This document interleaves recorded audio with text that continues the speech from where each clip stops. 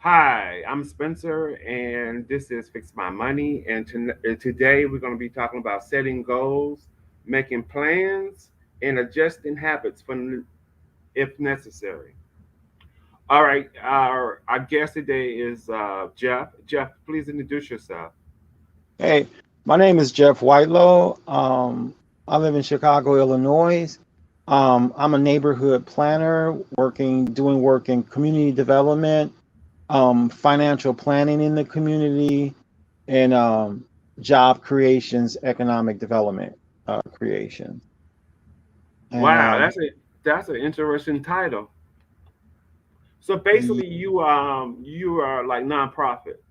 right, my work, 90% of the work that I do is within the nonprofit. So I work um, in two aspects. In terms of the first one is community development. So what I would do is go into the neighborhood and assess the situation, find out what some of the leading issues are in the community in that particular area, and then I will work on a strategic plan to develop that. And I mostly work in Black community. So what I'm working in now is the South Side of Chicago, and a few of the problems that they have is financial planning, consumer education, and wealth development. So I'm developing a program with a small nonprofit there to work on some of those issues. Or it could be something around the environment. I would work on an issue around that. Or it could be an issue around education. And I'm working with another nonprofit on that. So working in some of the communities that are under resourced, it takes a lot of work. But I noticed that once you give a person, especially in poor communities, the opportunity to create wealth or to be able to maximize the use of their money, then they have an opportunity to make choices. So that's what we're really pushing is like, budgeting, consumer education. So Hmm. people can make, wise decisions on how to spend their money. Oh, okay. So that's basically what we're gonna talk about today. Yep. So let's start off with setting goals. Okay. So we want to talk about making that plan. Okay, so we got money coming in, and your Hmm. money can come from different sources. You know what I'm saying? It could be from a job, from money you getting as like a fixed income. But whatever money that you get, you know what I'm saying? That's the money that you have, and that's the money that you need to work with. Okay, so making that plan is analyzing what you take in and start setting goals. You know what I'm saying? And count everything that comes in. So let's say that you're low income, which most people I work with, and I talk to them about budgeting. They just look at the income that they have. They're like, okay, I have this job where I make $12 an hour, and I bring in, $500 a week. You know what I'm saying? Hmm. But they got four kids and they're also getting food stamps. You know what I'm saying? EBT. So I Hmm. saying that $500 you get, plus you're getting, $400 a month in food stamps. You know what I'm saying? With your four kids, you Right. count that too. So that's like you getting $600 a week because a lot of people don't count all the income that they get. You know what I'm saying? But that's part of your income. Okay. So now that you got that income coming in, you know what I'm saying? You have fixed costs, and when I say fixed costs, these are the costs that you will have every single month. So that would be your rent. That would be your utility bills. You know what I'm saying? That would be your cell phone bills. You know what I'm saying? Those are fixed costs. These are things that you need. You need your telephone to communicate. You need your utilities so you can have light and heat. And you need to pay your rent, you know what I'm saying? So you can have um, somewhere to stay. Okay. But then when you look at your cable bill, that's a variable cost. That's something that you can live without. Now, some people say they can't. They have to watch Housewives of Atlanta or they have to watch the cooking channel. But that's a variable cost because you can actually live without that. If you get a regular TV service, I mean, you have PBS, you know what I'm saying, to watch cooking shows, which I watch, even though I have cable. I watch the cooking shows on PBS. There are reality shows that come on ABC, CBS, CW, that you can watch. You know what I'm saying? Or you can watch them on your phone with your mobile plan. You know what I'm saying? So usually if you don't have, you know, an internet service through your house, you know what I'm saying, through some type of, you know, cable company or some dish company, you can have internet on your phone. So those are some of the things that we have to think about. It's like, okay, yeah, this service exists, but it's not something that I totally need. It's a want.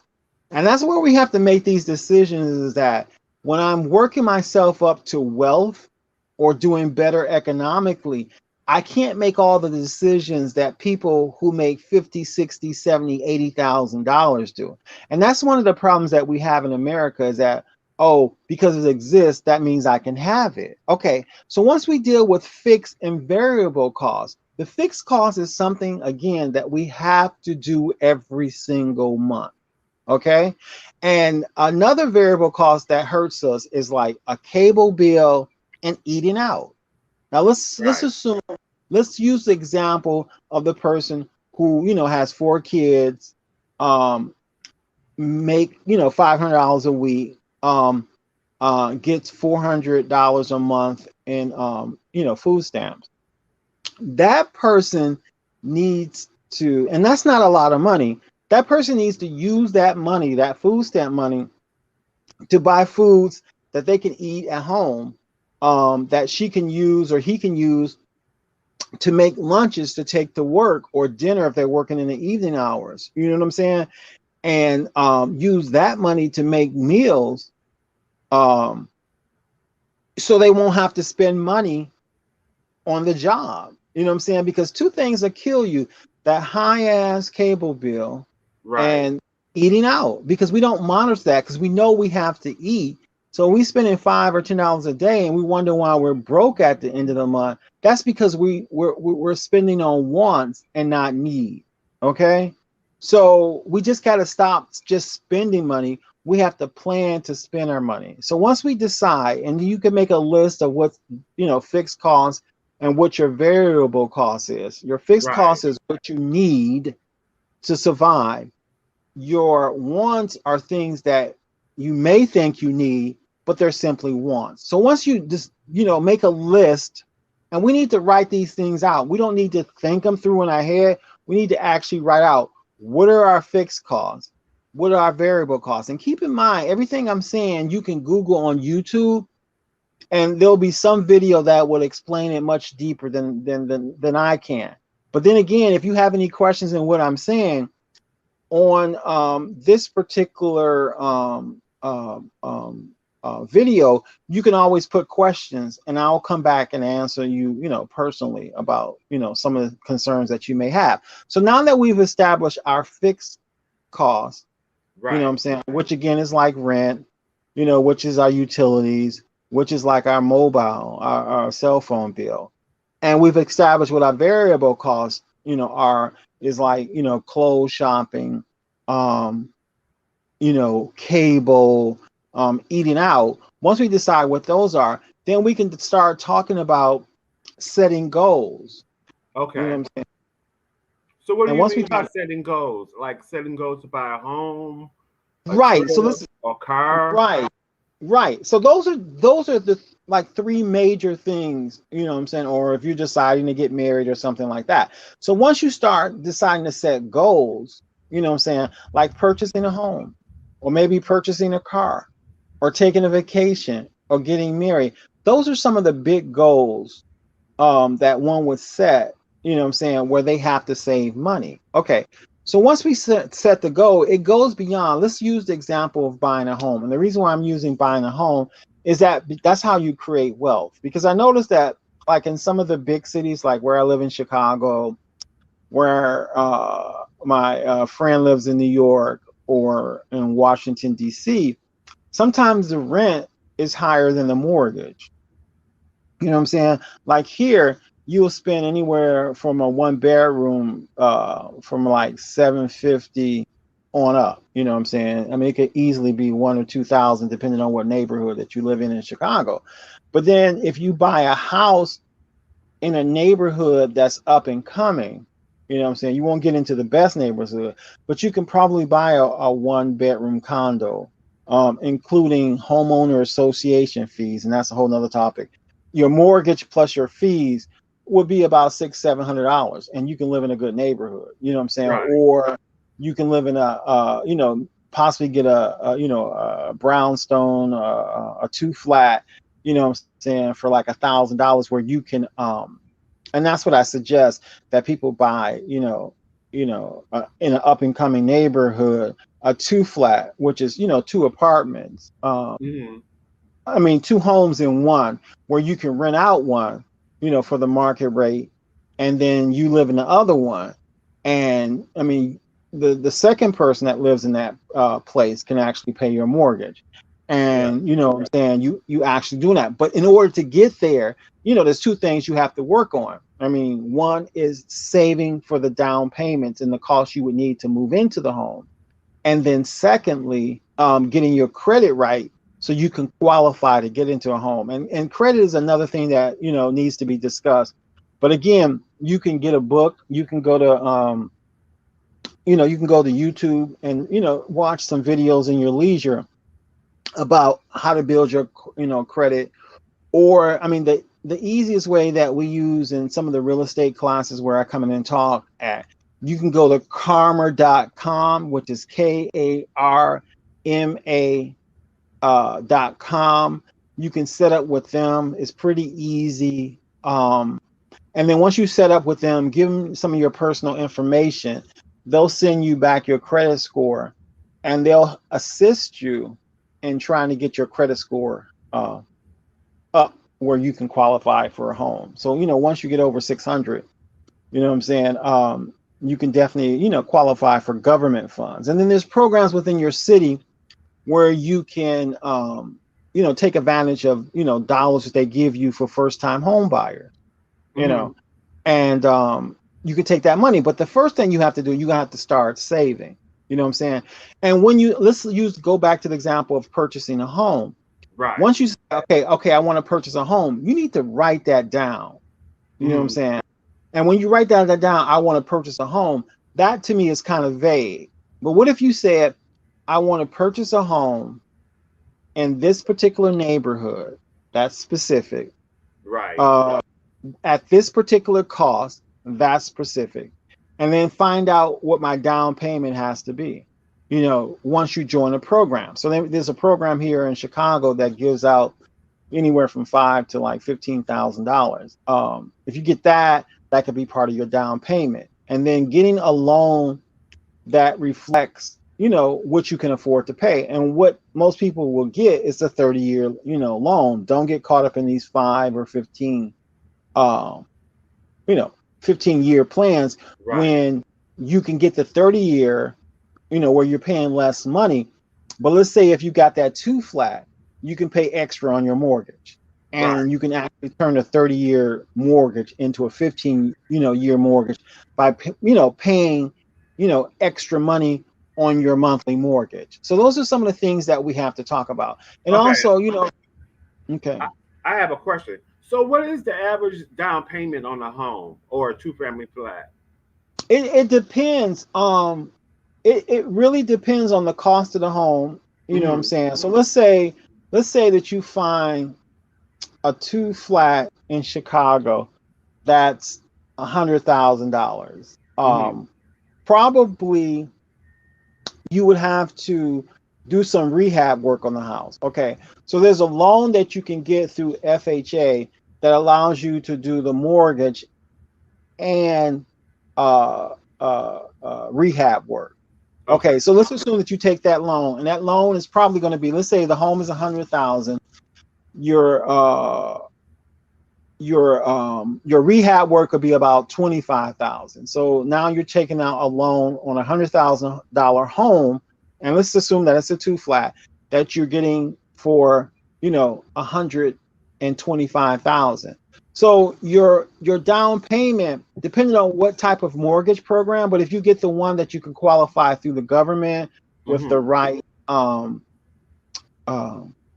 with the right mortgage plan, because your credit is right, you have to put down like about 3%. You know what I'm saying? Okay. So 3% of $100,000 is like $3,000, and it'd probably be like a little bit more fee. So let's say if you had $5,000, that would qualify for your 3%. You know what I'm saying? But then sometimes you'll get, $5,000 from the government because you're a first time home buyer. You need to take advantage of everything that they're offering free. And you just need to contact the city or the county and just Google, housing program, Cook County. That's the county that Chicago is in. And Mm-hmm. all the programs will pop up, and then you'll just go around and call and say, I'm interested in buying a house in 3 years. What do I need to do? And there will be some type of housing counselor that will sit down and say, okay, you know, um, the average home price is $100,000.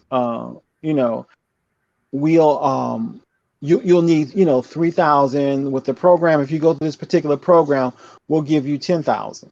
Okay, so then now you have $10,000 to put on your home. So then you'll be looking at a $90,000 mortgage, and then your monthly mortgage payment would be around 3%. You know what I'm Mm-hmm. saying? 3 to 5%. So you'll be paying like about, let's say that you'll be paying around anywhere between, like, depending on how low your interest rate is, somewhere between $700 and $1,000. And when I say 700 to 1,000, that's not only including your mortgage payment, but that's like including your insurance. You know what I'm Okay. saying? And and your taxes. You know what I'm saying? So Right. let's say Right. let's say 10%. So you'll be Mm-hmm. paying $1,000 a month. Okay, but now you live in a two flat that you were able to rehab, right? Right. And your two flat is, two bedrooms, a bath on the first floor, two bedrooms and a bath on the second floor. You can probably rent that particular apartment out with a two bedroom for $700-800. You know what I'm saying? So now Mm-hmm. you're paying $1,000 a month in mortgage. You're getting $800 from your tenant. So that means that you only have to pay $200 a month, you know what I'm saying, on your mortgage out of your pocket, which probably you were paying 700, 800, $900 before. You know what I'm saying? Right. But also you own this property now. You know what I'm saying? So you're building wealth. So let's say you bought the house at $100,000. In 5 years, it's 120, $130,000. So you've developed $30,000 in equity, and that's wealth within your name. You know what I'm saying? And then you can start doing, you can start moving in the right directions in terms of creating wealth. Right. Yeah. Okay. Let's go with what's that? Adjusting your habits if necessary. Okay. So when you adjust your habits, that's based on the goals that you set. Okay. And when you set a goal, there's short-term goals, which I say are within a year. So let's say you want to plan that special vacation to Bahamas. That's a short-term goal. Right. Okay, a midterm goal for me is like 2 to 3 years. That could be like purchasing a car, you know what I'm saying, like a big purchase, or a computer, or a television. And then when you have your long-term goals, which are like 3 to 4 years that you might need to save, that could be purchasing a home. Now things can happen quick, you know what I'm Mm-hmm. saying, or things can happen short. So what you're going to do is write down everything. You're going to write down your fixed costs and your variable costs. Second, you're going to start setting a goal with specific action steps. Like, I'm going to get this house in 4 years. I'm going to go through these particular programs. I'm going to, start, thinking about what I need to do, about what neighborhood I want to live in. Those are specific action steps. Okay. And then what you do is, as you go along in that period, you're going to have to see if I'm on target. I need to save, $3,000 for a move. Mm-hmm. Um, and it's a 3-year plan. And the first year you only got $100. Well, then you need to adjust and think about, well, no, I need to start saving more. I need to start cutting out waste for spending. I need to start thinking about how I'm gonna get back on track so I'll be able to get that house in 3 or 4 years. So it's constantly looking at what you plan to do, thinking about Mhm. whether or not you're on track. And if you're not on track, then you need to adjust. Right, exactly. And then I thought it was interesting what you said about the food stamps accounted as income. And then like if you have like 4 kids, they always want to go out to eat. But if you watching the cooking channel, because actually you can get some see the reruns of the cooking channel on a app that you can put on your phone. So each of your family members can get the app, and then they can watch different shows. That's not on regular TV. And And then, it's, I, oh, go ahead. go ahead. No, go ahead. No, and then I was thinking, like you were saying, like the food stamps is counted as income. So that is true because you have you have 4 to 5 weeks in a month, so you need to budget out your money to have bills for each week. So and then if you want pizza on Friday, usually well at our home we used to have fish fry on Friday. So fish was like a special deal, with the fish, the French fries, and the coleslaw. So we did that, and then if you like pizza, there's really easy recipes to make your own pizza, and that's even better because I made some homemade pizza, and a friend of mine said that it was really good. I mean, it even tastes like something from the pizza shop. So, it's things that you could do to cut costs. So I Right, think cutting costs should be your main goal. right. But as you cut costs and you start to save money, you need to have a plan to what to do with that money. You know what I'm saying? I mean, saving is one thing, but you need to set goals on your saving, saying that if I save this $1,000, you know what I'm saying, I can take the kids to the amusement park. You know what I'm saying? I can take, I can move out this apartment and start saving this money, to purchase a home. And those are some of the things that we need to think about. I mean, growing up, going out to eat was a reward. There was like a special occasion, or or income tax came in, or it was someone's birthday. Now that reward we almost use every day. So some of the things, I mean, a real quick thing that I do with like single moms that I meet with is that I suggest that they well, I mean, whether or not I get a grant or not, if I get a grant, I'll donate it to them. But if not, I suggest that they the first goal that they set is to buy a slow cooker and a rice cooker, Mm-hmm. because those two things will make life super easy in terms of planning meals at home. Oh, and also a slow cooker cookbook. Because let's say that you work, you know what I'm saying, you have 4 children, and you're on your own. The kids are going, let's assume that the kids are 5, 6 and older. So they're going off to elementary school, middle school, or high school. You're going off to work in the morning. You prepare breakfast in the morning. You put some, frozen chicken, some soy sauce, some ginger, a little brown sugar, some garlic, and some onions into a slow cooker with some frozen boneless chicken thighs. Um, you put it in, you set it for 8 hours. You know what I'm saying? It cooks for 8 hours. Um, you come home, the meal is already ready. Only thing you have to do now, if you buy an expensive rice cooker, it will set the rice cooker for you, and the rice will be ready when you get home. Or if you come home, you just take the rice, you rinse it off, you put it in the rice cooker, you add some seasoning to it, and by the time you take off your clothes and come back down to the kitchen, everything's ready. Mm-hmm. You know what I'm saying? That's And true. it's a no-brainer. And you can make some amazing meals in the rice cooker. So that can, help, that can assist you in the kitchen. So now you got a wholesome meal where kids are not throwing things in the microwave to eat. They're eating, a chicken teriyaki, you know what I'm saying, with, some white rice, and some veggies on the side, which you've done all within less than a half an hour. True. And if you have a car, you can be in the drive-through, after work for 20-15 minutes trying to get some Popeyes chicken. So those are some of the strategies that I try to work with people so they can think through things. You know what I'm saying? So they can start saving that money, because every dollar, every nickel, every dime you put to the side with a plan is going to move you in the right direction. True. That's very And then you true. have to also communicate with your kids and say, this is how much I make, and be honest with the kids, because the kids don't know. They know you go off to work, you know what I'm saying? Um, but they don't know how much you make, you know what I'm saying? So sometimes you have to sit down with your kids and say, I make this amount of money a month, and um, and this is what I have to spend the money on. So I can't buy you a cell phone.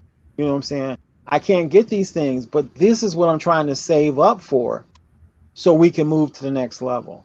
And keep in mind too, also, a lot of people don't know is that if you buy the right uh, TV, you can link your phone to the TV and watch programs for the whole family. So let's say that there's a free movie that you can download from YouTube, you know what I'm saying, or some free app that you may be able to get, you know what I'm saying, or something you only paying $2 a month versus paying or $8 a month, that you could be paying, like like Discovery Plus or something like that. You can watch that program for $8 a month. Link your phone to the TV, your big screen TV, and everybody could be watching their children's shows. They can be watching their cooking shows. They could be watching a reality show. You know what I'm saying? And you're only paying $10 a month, less than $10 a month. Those are some of the strategies that we have to think. Yeah, I'm not gonna have 150 channels, but I got enough channels to satisfy my kids, to satisfy myself, and we're only paying $10 a month versus $100. Some of those are True. some of the things that we have to think about. You know what I'm saying? Yeah. Where There's a your difference. Yeah. There's a yeah, difference between paying $100 a month than paying $10 a month. right. So, just closing out our episode. This is our last episode. If you have any questions for me or Jeff, you can definitely leave them in the comment section, and we definitely will reply to them personally. And Jeff is the expert in finance, so he will most definitely get back with you with a personal answer. He would definitely answer your questions for you. Um, and you have Jeff? Do you have any closing notes? Mm. I just think that again, we need to start saving and creating a plan of what we want to do with our money, and we just need to cut out the fat and be able to, purchase a home, get that car that you want, take that vacation that you and the kids may have, or you personally. So we just need to just look at how we spend our money and best utilize, you know, what I make, and then how am I going to spend it. And in order for that to happen, you gotta you gotta track it. You gotta write it down. This is how much I spent this week on food, outside of the supermarket, outside of my kitchen. This is how much I'm spending on cable. This is how much I'm spending on my cell phone bill. And see how we can cut costs. The key thing is to cut costs so we can start saving money, so we can start doing something productive with our money. Oh wow, that was a good closing note. Anyway, thank Jeff. I want to thank Jeff for coming on for these past three episodes. I hope everybody enjoyed the information. I hope you make the change in your financial situation in your life. Set some goals that you might want to take a nice trip with your family, or might buy a house. You might want a new car, or you might want to get a new TV. So the goal is to make goals, small goals, medium goals, and long term goals. So that's what we have for you today. So thank you so much again, Jeff. Okay. Thank you. I've enjoyed it. All right, thank you.